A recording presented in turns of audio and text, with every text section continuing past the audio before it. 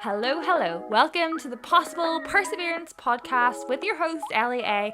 I am so excited to remind you today that perseverance is possible in Jesus. So let's jump in and hear what the Lord has to share today.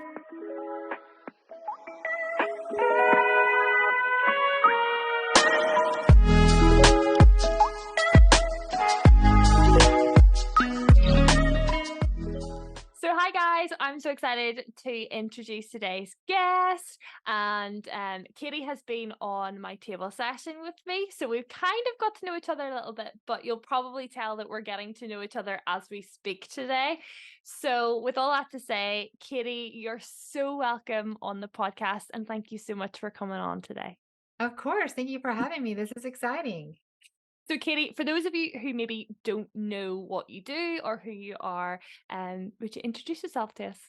Sure. So my name's Katie. I'm in Chattanooga, Tennessee, over here in the US. I am a mom of two girls, which makes me very passionate about the next generation of young women.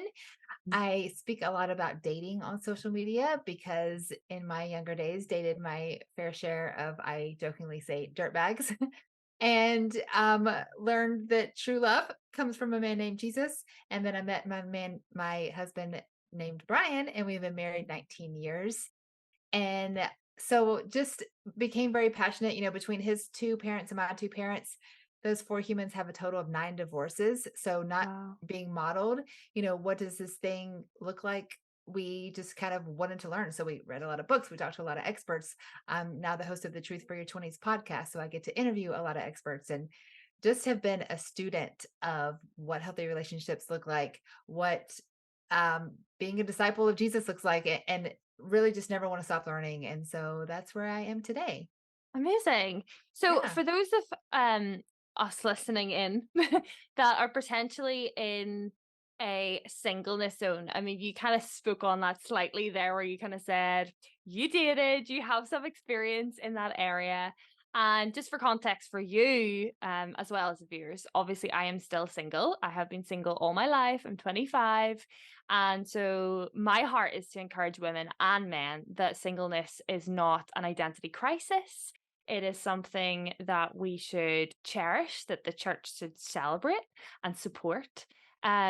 So for people that maybe are struggling to come to terms with singleness right now, what's the best piece of advice you would give them? Yeah. I think that singleness has a beautiful purpose. And we often think of, my high school days or my college days or my married days or whatever stage it is, it has a purpose. But Mhm. so does singleness, and it's not to be glossed over. I was actually just on a group. I have a mastermind group. We meet bi-weekly through Zoom, and it was just a bunch of business owners, and we're all kind of doing similar things, having podcasts or speakers or authors or whatever. And there's two women in the group who are single, and they often say, I don't know how you do it, like with if you're married and has kids or whatever. And the truth is we all get done in a day what we have to get done. Like we all, push, or we're more productive if we have to be, or we're not if we can afford it.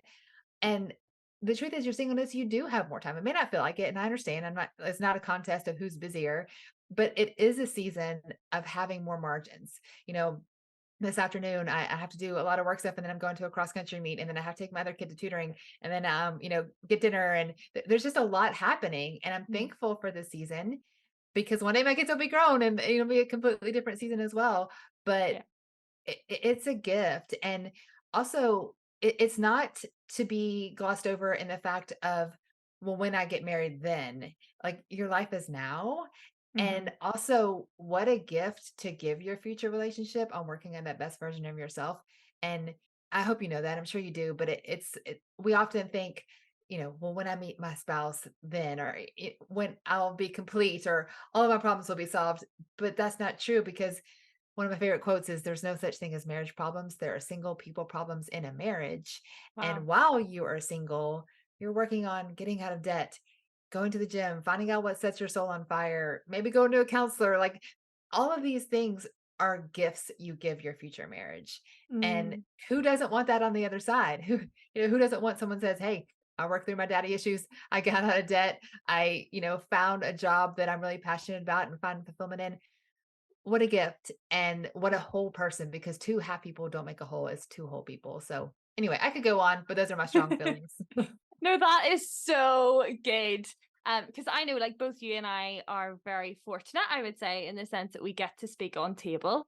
And I've kind of alluded to that in this conversation, but also I've told the guys that listen in that, we have that resource called Table, and what a privilege it is to speak into a predominantly like dating culture, but also to have, the single side, to have those who are married, and to kind of blend that all together and use that wisdom and use that knowledge to say, hey, if you feel really uncomfortable now in your singleness and you rush into marriage, that's not going to get better. That's going to get worse. Right.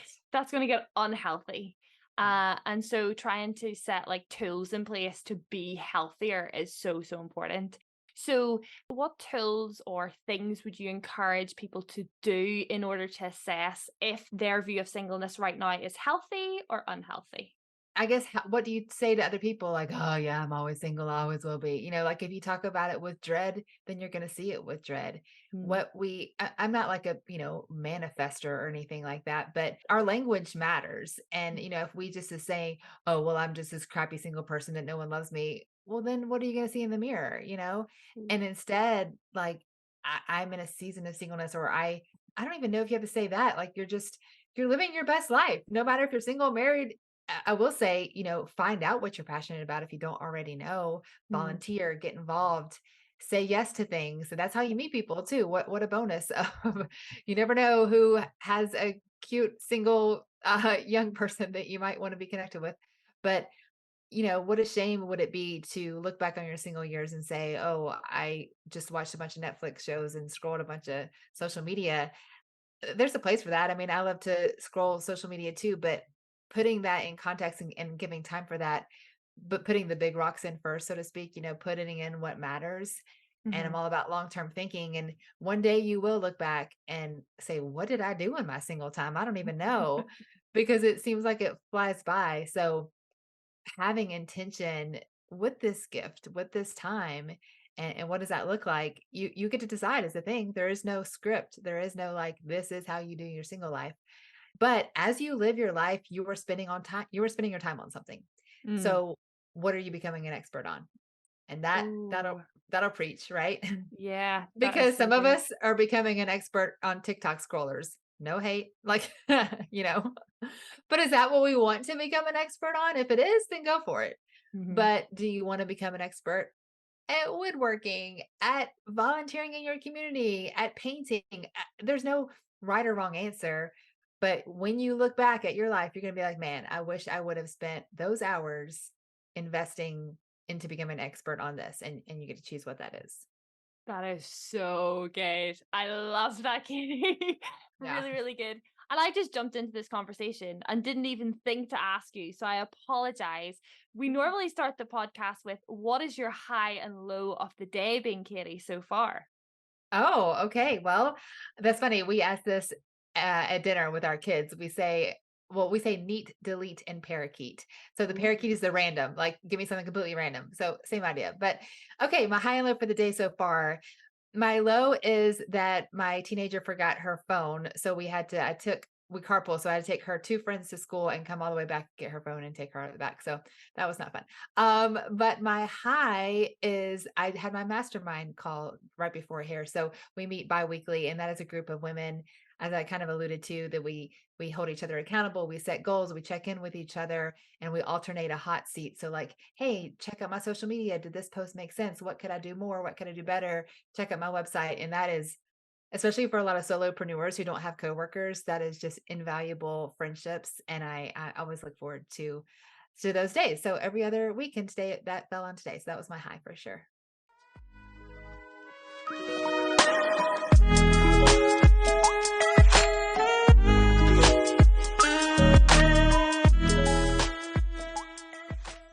And actually, you spoke about something there that I want to jump on.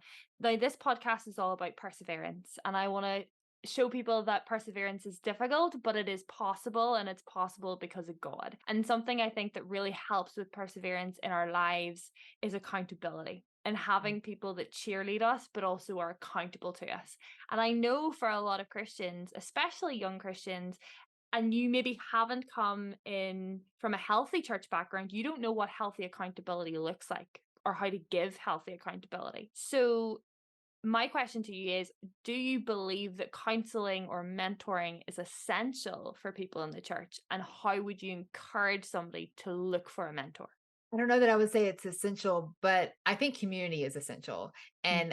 So maybe we don't call it a mentor or a counseling or whatever, but I look back at my baby Christian days and the women in the church that invited me over for dinner, or when my husband and I were newly married. I think about this often. There was a woman in her 70s. She was widowed, but she took on about six couples who were all brand new married, didn't have kids yet, in our 20s, and she mentored us on what biblical marriage looks like. What a Yeah. gift that she did that. So I for sure benefited from that. And so I do think that we're made to live in community, and it's a gift, and we can't do this life on our own. We're not meant to, and it's not as fun and it's not as rich. Mhm. So how to seek that out? I think people get intimidated by the word mentor. So if there is a we typically think of someone older than us just because they've lived a few more years. But if there's someone that you look up to that you want to get to know better, don't go up to them and say, "Will you be my mentor?" Because that feels like you're signing up for this huge thing. So just ask them to coffee. Mm. And I think it would be nice to offer to pick up their latte. Not every time, but maybe the first time, like, "Hey, I'm asking you to spend your time and your wisdom. I don't care if they're a millionaire. It's kind to ask to offer to pay their coffee." And again, if this continues, and I hope that it does, money's a side issue, but just seek that out and kindly respect their time, and offer to pay or whatever it may be. But anyway, I think that it's just a matter of, sometimes we overthink it, like it has to be this big complicated thing. What if it's, "Hey, I saw that your kid has a volleyball match on Thursday. Can I come along and cheer her on?" Just ask to do life with them. So I don't know, those are just ideas, but looking back at biblical days, people, the women of the city went to the well together. They washed their clothes together. They did chores. They did life together in Mhm. community. And so now Mhm. we like to think, oh, if I want to spend time with someone, I have to go take a pause in my day-to-day break and go to coffee. Mhm. Sure, yes, I love coffee dates too. But sometimes it's just doing life together, doing what you're already doing. And people don't do that. And I would be astounded in the best way if I had a 20-year-old at my church, like, "Hey, I want to do life with you. Can I come help you make dinner?" And then Yeah. they get to learn how to make, Yeah. so stop overthinking it and just start doing life with people. I love what you said about like doing life and having community, because I think, as you have prefaced to that, so often mentoring nearly becomes a, oh, tell me, doctor, how to, fix this cure, when actually it should just be, permission to be able to speak and trust other people to speak into your life. And so to be able to do that in the comfort of community, in the comfort of church, that's what it's all about. Yeah, for So sure. my kind of next question jumping on that is, thinking about accountability, or even people that you've had in your life and the lessons you've learned from them, or in general the lessons you've learned about perseverance, what would be one tip you would give to somebody who's really struggling to persevere in God right now where they're at? Well, first I want to say that your mentors, there are mentors in my life who don't know my name. What I mean is, like, social media people, people I watch on YouTube. And these are business owners or movers and shakers who are way more popular, and they don't have time for me, and that's okay. But I'm learning from them because we live in a day and age where it's possible. They put content on the internet, and I'm able to learn from them. So don't discount that.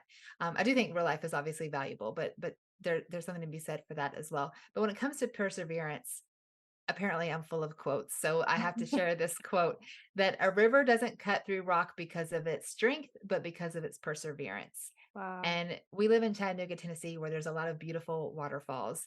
Mhm. And in person, where you see this giant canyon that is made by a little trickle of a waterfall, sometimes flowing harder. We've had a lot of rain, but it's not, it just continually flows. It just continually shows up. Mhm. And we often think, when I have a big social media platform, when I'm smarter, when I've read the book, when I have it all figured out, then I'll show up. And I actually just recorded a podcast episode on this. What a shame how many lives are waiting to be changed and inspired by the person who shows up imperfectly, but shows up. There's always going to be someone better. There's always going to be someone with a bigger following, smarter, more put together.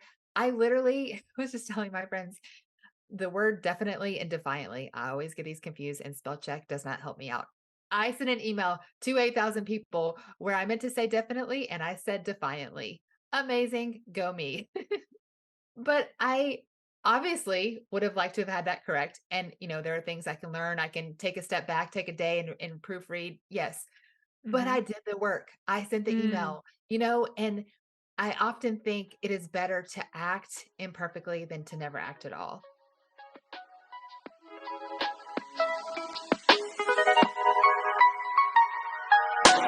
Oh. And that is kind of the story of my life of just showing up imperfectly. But I look how far I've grown, Uh-huh. looking back at what I first started and the terrible videos I first did and the terrible, but I learned to get them sharper. I've learned to get them better.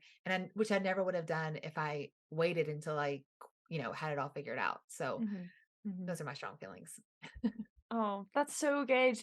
And you alluded to it as well, that, you haven't come from a happy clappy family environment. You've had bumps and maybe even boulders along the way of your faith. But Katie, I wonder, could you share with us a little bit more about your testimony and how you came to know Jesus? Yeah. So I grew up in Georgia, which is in the Bible Belt in the US. And in Georgia, a lot of people say they are Christian Mhm. because of their zip code, which turns out has absolutely nothing to do with your faith. So I grew up saying that I was a Christian, having no idea what that meant. Mhm. We went to church occasionally. I knew something about Noah and a cross, but I didn't know why that had any application to my 18-year-old life. Mhm. And so I was a quote good girl until temptation came along. And then I was like, I mean, good-ish. Yeah. And so then I realized that I never had a relationship with the Lord. And I was looking, as we all are, for something to fill that void. And so that void came in attempts to be beautiful, popularity, boyfriends for sure, attempts to find love in all the wrong fraternity boys, as I often say, looking for love in a man who was a flawed human who could never complete me anyway, unfair and untrue expectations to put on him. Mhm. Surprisingly, that kept not working out. And my senior year in college, I had a terrible breakup, and it was one of those, thought we were going to live happily ever after.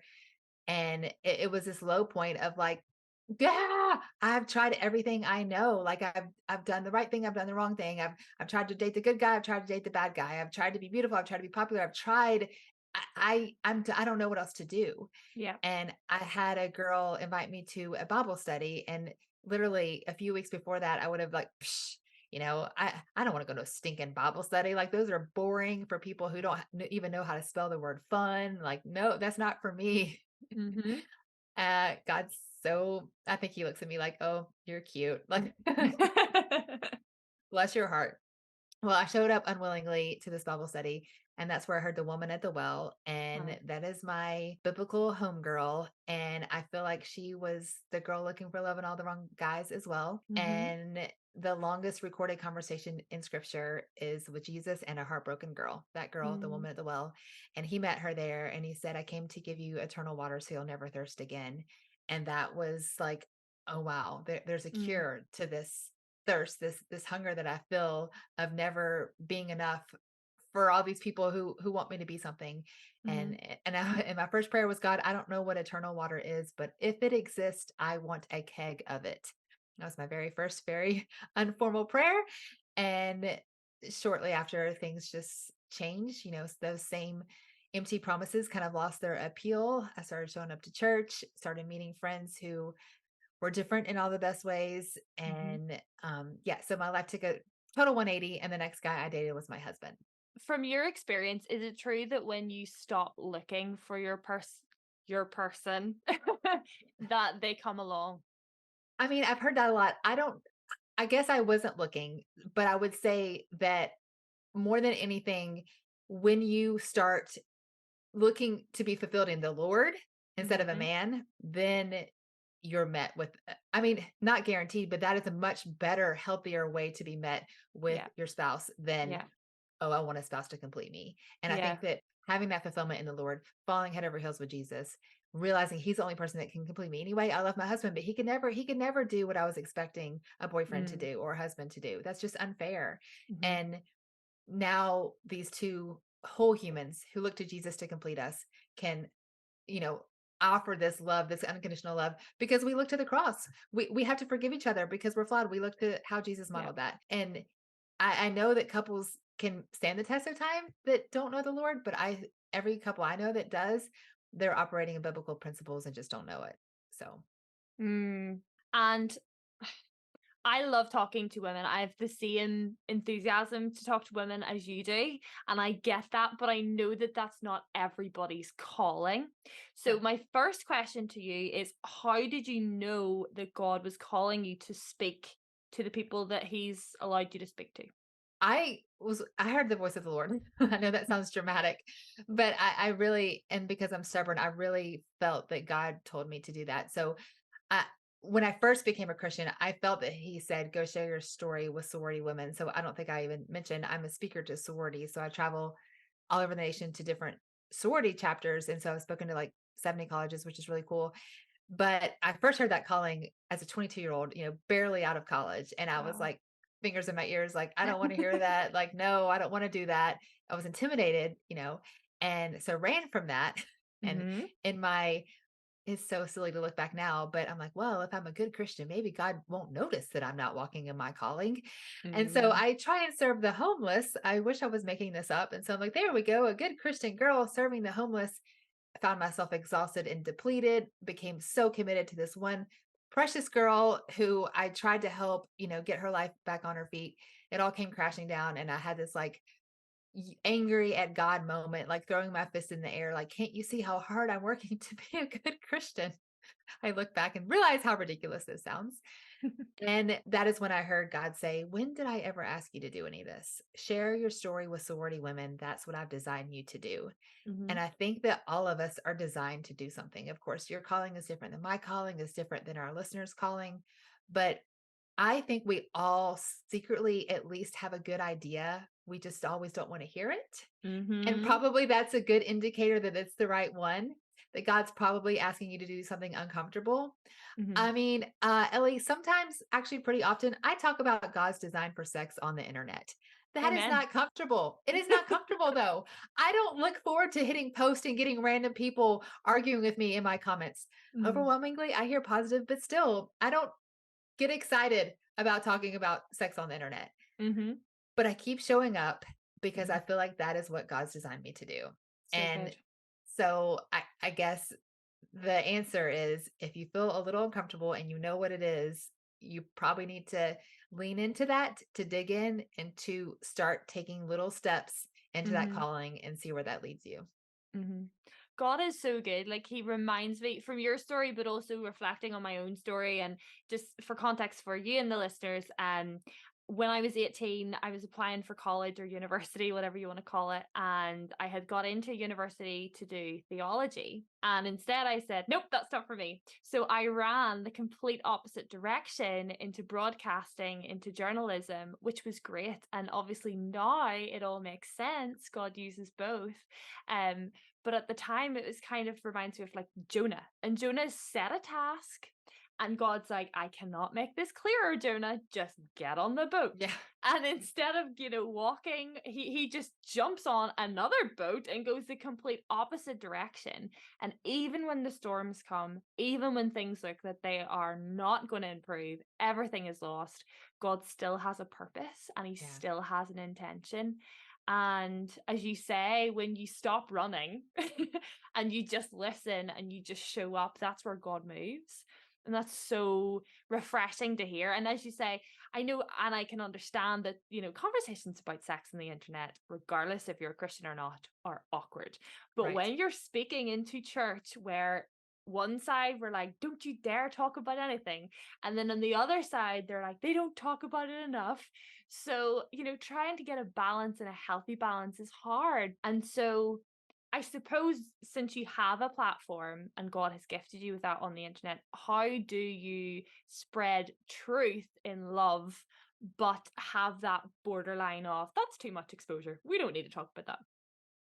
Oh, yeah. Well, $1,000,000 question. And I think that, as you said, God is good. And I hear so often in my comments, like you shared this, as you said, with truth and love. And I think for whatever reason, I am able to communicate because I have made mistakes and I have walked that road. And so I've been in those shoes. So it's not like here I am saying, pointing my fingers, this is what you should or shouldn't do. God is telling you his design for sex, not because he's mean, not because he's a killjoy, not because he doesn't want you to have fun, because he's loving and good and doesn't want Mhm. you to get hurt. And I think I'm just able to communicate that at the core and keep coming back to that words. And I mean, just showing up and saying the daggum thing. There's so much there. I mean, so many people tag me on videos that they encourage me to stitch because people are spreading misinformation or just to expand on it. And it's so interesting too. I became friends with some people kind of very science minded as it comes to the ways our bodies are designed and as it Mhm. comes to dating and sex and everything in between.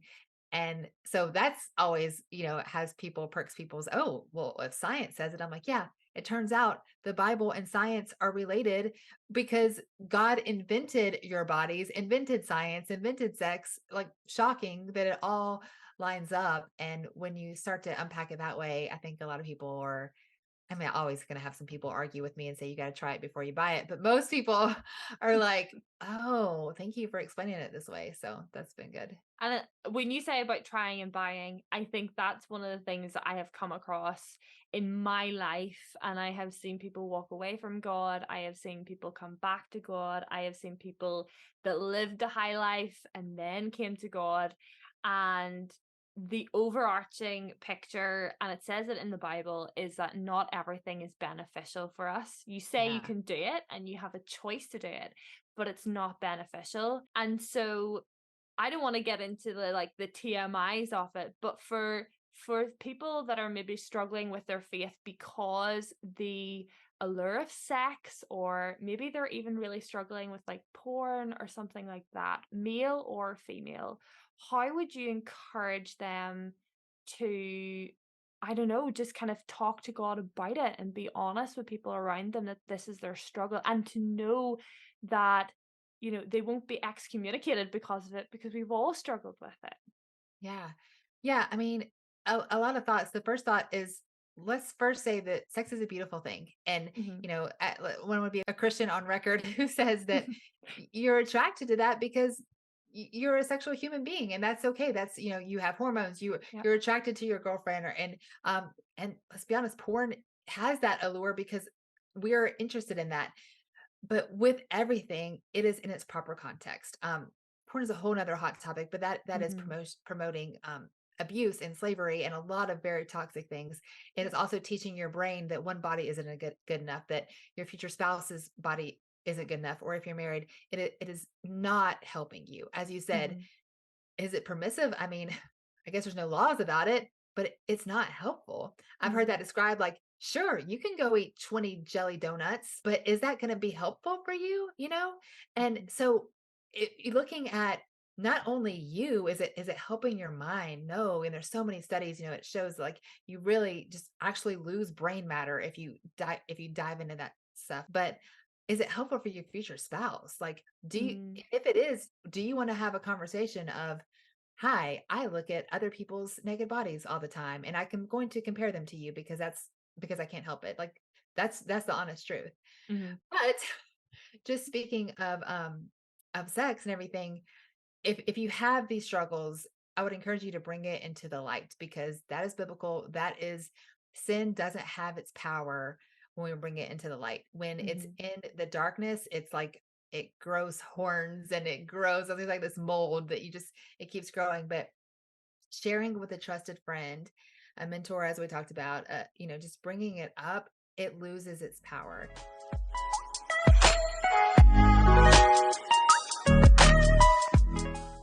And again, this good thing, I'll go back to my waterfall example here in Chattanooga. That waterfall, Cloudland Canyon, if you're ever in Chattanooga, Tennessee, is the most gorgeous thing. When I first saw it, my eyes teared up. It was so beautiful. It is where it belongs in a canyon where God designed it in its rocks. If that Mhm. same waterfall was coming through my ceiling right now in my house, that would be a very big problem. That's so good. Yeah, I mean, sex is a beautiful, lovely thing in its right context. And when we're like, "Oh God, I know better than you," which is the oldest sin in the book, right? And how we Mhm. often do, "Oh yeah, I know God said to wait, till I'm married, but they're really cute. I'm really attracted." Like, this is an exercise in self-control. This is an Yeah. exercise in, is God good and can you Mhm. trust him? Because I think it comes down to that. Because if you don't think he's good and he's holding out on you and he doesn't know what he's talking about, I mean, go for it, sister. But I'm sure that you will find, and we have all looked back in our own life where we thought we knew better than God. Is that going to serve you well? Is that going to serve you well a long time in your, you need, I don't want to say the word rules because it sounds like it's constricting, but guidelines, because you have a Yeah. good and loving Yeah. father who loves you and he wants what's best for you. Mhm. And and he wants to let you have your ultimate enjoyment, which is experienced in the safety. I think that it's interesting that, talking about being undressed in every form of the word, you are so Mhm. much more than just your body. You want to be known for what lights your soul on fire, for what you're passionate about, for spiritual. You want to be known on all levels, Mhm. not just physical. And when we Mhm. reduce all this intimacy to just your body, what a cheap substitute for this intimacy that God had in mind, of getting to know someone and building that commitment, building that trust, building, I want to commit to you. I want a lifetime together with you. I want to love you at your best and at your worst. That is so much better than, I'm going to try you before I buy you. Like, how degrading? Mm, mm. And I think even that last sentence that you said, try before you buy, God doesn't try us before he buys us. Oh, You preach. know, like God is not a transactional God, he's a transformative God. But we get the choice that we get in our lives. I think some people maybe struggle with the concept of God and think, oh, he's such a rule dealer. Like, he do this, this, this, and this. And, that's what Christians do. They're so limited. But when we talk about freedom in Christ, we mean that, like, when you put sex in the right context, that's freedom because you get to enjoy it. You Mhm. get to feel free with the one that God has, married you with. But that's not the be all and end all. And I mean, Katie, you have kids, and I'm sure, your life as a married couple with no kids looks a lot different to those now in a position where you have kids and teenagers. So, what would be one piece of advice that you would give to a teenager watching this now who is at that crossroads where they're like, okay, I'm off to college and I get to have a decision where I follow my parents' faith or I, have it alone. How would you encourage them to keep pursuing God? Yeah, I mean, who you hang out with matters, and especially as you go to a new college and you're starting this new chapter in your life, seek out Christian community, Mhm, because almost all college campuses have some sort of club or whatever it may be. And if you don't jive in the first one, don't give up. Try another one, and find a local church in your area. As far as, like, is this your faith or your parents' faith? God is not scared of your big questions. Dive in, look at, what does the Bible say? Why does it mean to your life? Who was it originally written to? I think that that's the best stuff, is when you take a scholarly, like, deep dive and unpack it, because it's so much richer than mhm, a lot of religion. Is a word I don't even like that word, and it's mhm, a bunch of rules and obeying. But a relationship with your creator, that mhm, is good stuff. And honestly, your college years is a really beautiful time of seeking and getting to know, what do you believe and why. I talk about, we'll go with sex and stuff, and I say, don't just, even if you are celibate, a lot of people do that because they think it's the quote good thing to do. Why? I want you to know why. I want you to know the why behind your weight. I want you to know the why behind your beliefs. I don't want my kids to follow Jesus because I tell them to. I don't want them to behave just because I tell them to. I want them to know the why, and dive into who God is, why he says to do A, B, and C. Is it because he's a mean God who wants to throw a lightning bolt at you if you misbehave? Or is he good, a loving father who loves you and he can be trusted? And I can tell you what I have found on my research, and listen to people like in this beautiful podcast, books you can read, and there's lots of people who have done a lot of homework on that, and that's obviously a cheat sheet. And so do that, but dive in and be careful with what you fill your mind with, because there are a lot of loud voices out there, but not a lot of true voices. So Mhm. dive into some true voices and finding out who Jesus is, finding out, and you be interested to see what you find on the other side of your deep dive.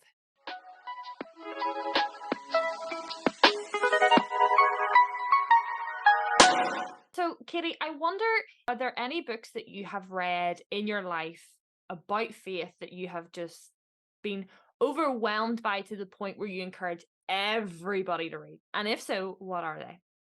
Yes. I have written a book that's for sorority women specifically, though, so I don't know if that applies to your audience, but I highly recommend The Circle Maker by Mark Batterson. That is about Ooh. prayer, and it really changed my life when it comes to prayer and literally praying circles around your biggest prayers. And God's not scared by your biggest prayers. So that was a total life changer for me. And these are they're older books, but I mean, they're still very life changing.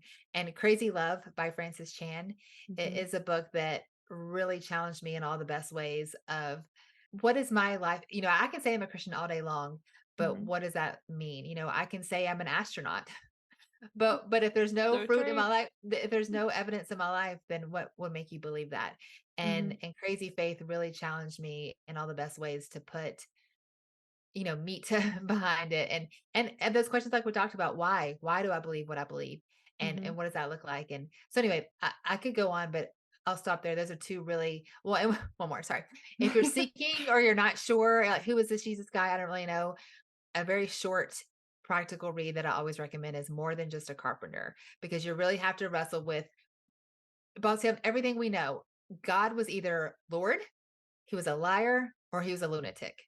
I Mhm. mean, there's no in between. He was one of those 3. And that book kind of unpacks all 3 of them. Doesn't tell you what to believe. It gives you evidence on all 3, and you get to decide. So those are 3 of them I recommend. I appreciate the time is running away from us, and I wish I could spend another hour with you chatting. But Katie, what is one way we could be praying for you this week?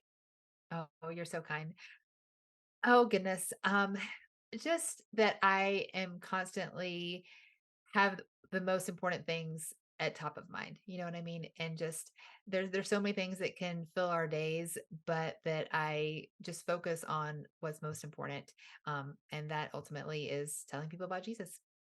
So good. So again, Yeah. guys, if you have things you need to pray for, please just have Katie in your head and in your heart. Because I know even from this side of the Atlantic, I am very appreciative of what you do and how you're encouraging young women to just go after God and to go well with him. So Katie, could I please ask you, would you pray for us as we finish today?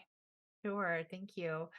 Oh, Father, thank you so much for this incredible group of listeners. Thank you that this was no accident that they hit play today, that you had a word to just talk to their heart, that they're in a season of searching or unsettling, or maybe they know they're calling, they're just not sure the next steps. But just a reminder that you are good, that you can be trusted, that you have their best interest in mind, that our world is saying so many things, but our world doesn't always have their best interest. Mm. But as she said, that the one who created you does, and he has a beautiful plan for you. And just to take that step of obedience and in faith, that he won't let you fall, that you are in good hands. In your name I pray. Amen.